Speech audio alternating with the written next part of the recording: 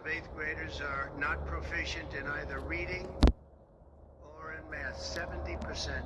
40% of 4th graders lack even basic reading skills. Can't read.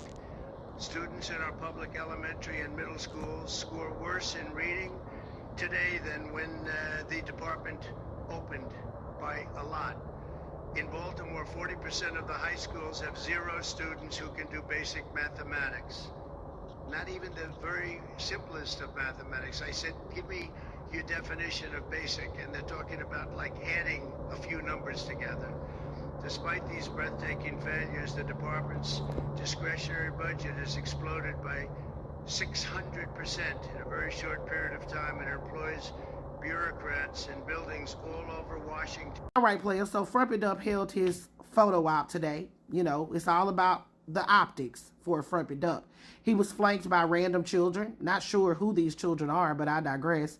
And also governors from red states that currently hold the lowest rankings in education in the United States. But I digress on that as well. He signed yet another executive order that isn't worth the loose leaf paper that it was printed on, because he knows, the governors know, and every single member of Congress knows that he does not have the power to unilaterally close the Department of Education. It has to be done through an act of Congress, in which he's going to have to get 60 senators to sign on to this, which means he's going to have some Democrats to cross over.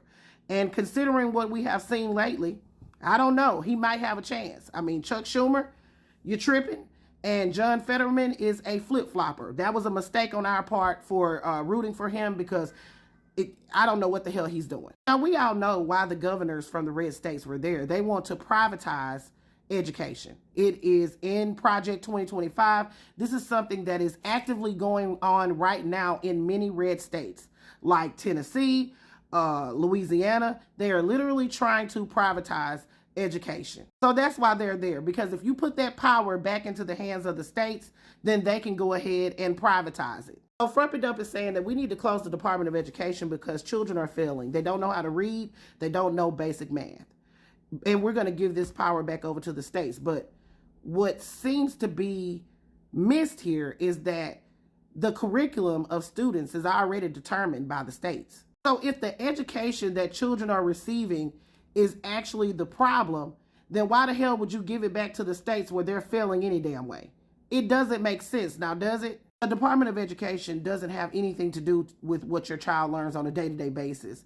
But what they are there to ensure is that your child isn't discriminated against because of their race, their sex, or their disability, to make sure disabled children have access to services that they need to make sure that they receive a good education in that setting. If you want to talk about the quality of the education that children are receiving, then you probably need to start with George Bush's No Child Left Behind.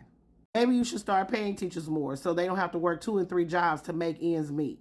Maybe you should bring back Please Excuse My Dear Aunt Sally instead of them damn number bonds. So shortly after Frumpy Dump issued his mandate to the GQP, U.S. Senator Bill Cassidy said that he was submitting his legislation to accomplish the goal, because again, they know he can't close the Department of Education by himself. So it's going to be very interesting to see how this plays out.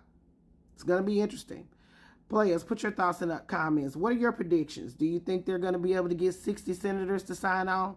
Let me know what you think. This is Double D Mo for the Black Accurate News.